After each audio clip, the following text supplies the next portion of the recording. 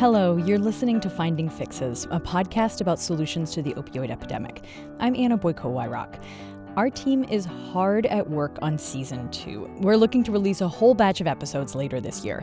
And we're going to look at what works to prevent addiction, expand treatment, help families of drug users, and keep people from dying of drug overdoses. We'll have a short preview at the end of this episode. In the meantime, we wanted to answer a question a lot of people ask us. Why are we making this podcast?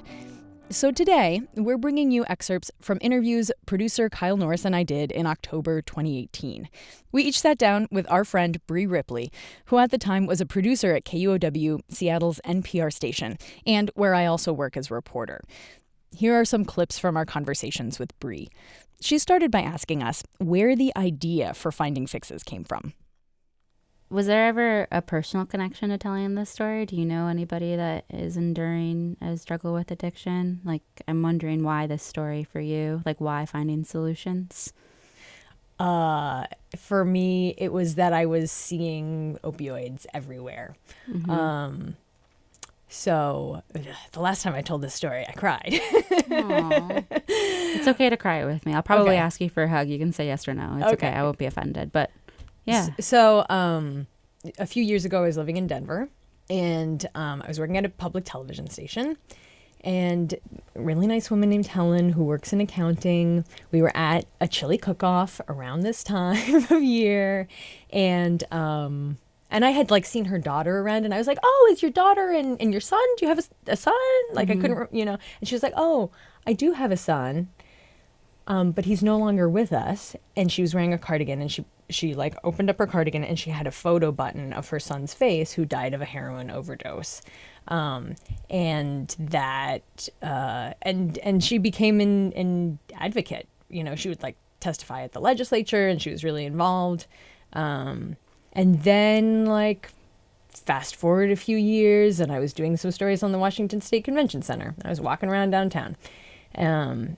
And there's a woman with a syringe filled with a black substance who was in a doorway who was asking for water. So I brought her some water, and I crouched down, and she was high. She was kind of incoherent. She was still responsive. She wasn't overdosing, but she had how you're holding your pen right there. Mm-hmm. Sort of, she just had this syringe, and I was like, mm-hmm. oh, what's that? Oh, I don't know. Mm-hmm. And it was sad. It was really sad. And it struck me how pervasive it is, from being at a chili cook-off to walking down the streets of Seattle. You just can't escape.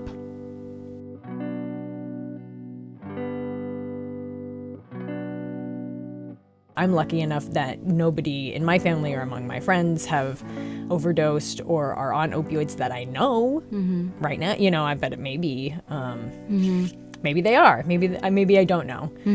And so I wanted to have some sort of venue to explain and help people understand what's going on. And so then the project morphed to, how would this be different than any other reporting that's out there? And I think the piece that I thought would be most useful is to actually look at solutions. Because again and again in the stories that I read, it's about, here's the problem, here's the ripple effect from the problem, here's another population that's suffering, here's another way that people are suffering, the end. And that's frustrating to read, and it's not terribly useful, I think, in some ways. And the more that I learn about this, the more that I see that there are solutions, and there are different communities and different people who are working towards solutions. And the more that I would talk to those people, the more that I would find hope, and the more that I would find people who were actually really jazzed up about what they're doing, because it turns out addiction is a preventable, treatable condition that people can recover from and go on to live very happy, fruitful, productive lives. But that is a part of the story that we don't hear about, and that I wanted people to hear more about. So that became a very big focus in this project, is highlighting the voices of people in recovery and really focusing on, what are evidence-based solutions? How do they work? What do they look like? Who do you imagine is the person listening to the podcast?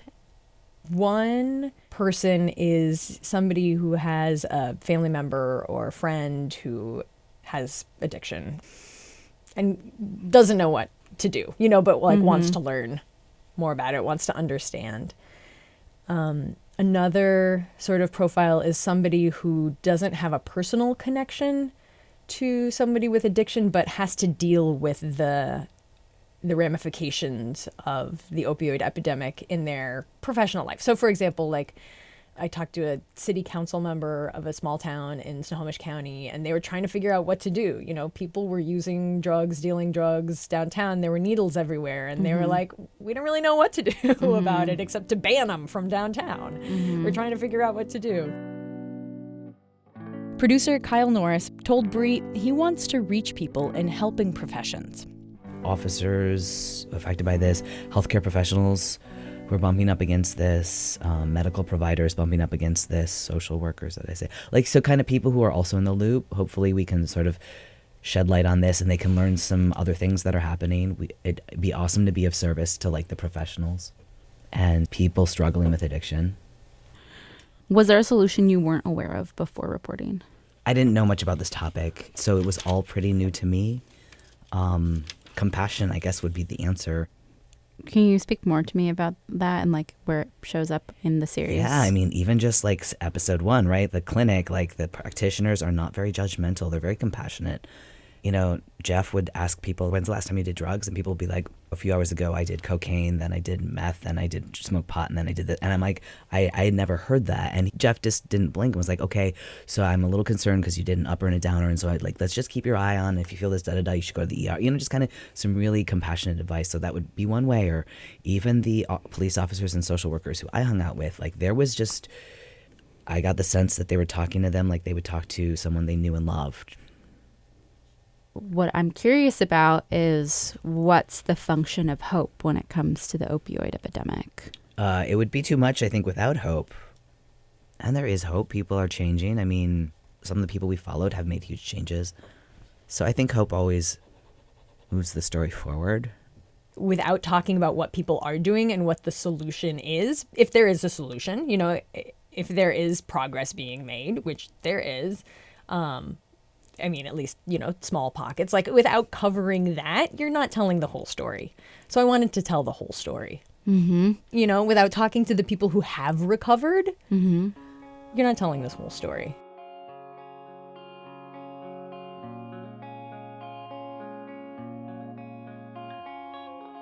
If you found season 1 helpful or especially moving, please send us a message or leave us a review on iTunes. It helps new listeners find us, and we'd love to hear your story.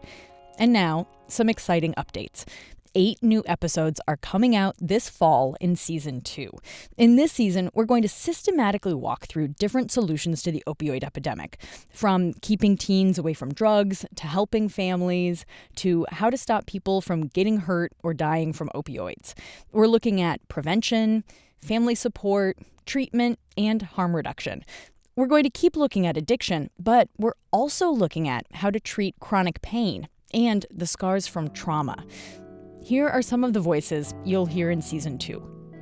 And when he smacked me in the back of the head, I saw red, and I was pissed. And when I opened my eyes and realized what was happening, I was hitting him with my base. My eyes met his eyes. No. The Marines have an expression, pain is weakness leaving the body. That is not what pain is. Pain is your body telling you you have to pay attention to something. Kids basically say parents are the biggest influence in their life whether or not to use substances. Unfortunately, parents often think that they have little to no influence. You see addiction all the time, and you see people with addiction at their very worst. And, a needle in your neck's kind of a big deal. You realize that normal people don't have conversations like this and do not laugh about looking for their children in the middle of the night, which make us laugh some more. What did receiving that compassion teach you about yourself and caring for yourself? That I am worth it. Because you didn't feel like you were worth it before? Oh, definitely not. I definitely thought of myself as a second-class person for sure. How do you think of yourself now? I'm still learning who I am, but I'm liking who I am.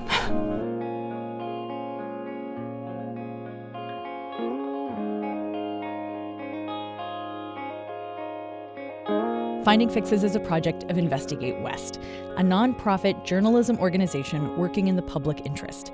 Financial support comes from the Philadelphia Foundation, Moccasin Lake Foundation, and listeners like you. If you'd like to join them and support this podcast, make a tax-deductible donation at findingfixes.com. The interviews for this episode were conducted by Brie Ripley.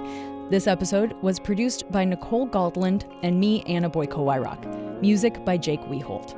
And thank you so much for listening.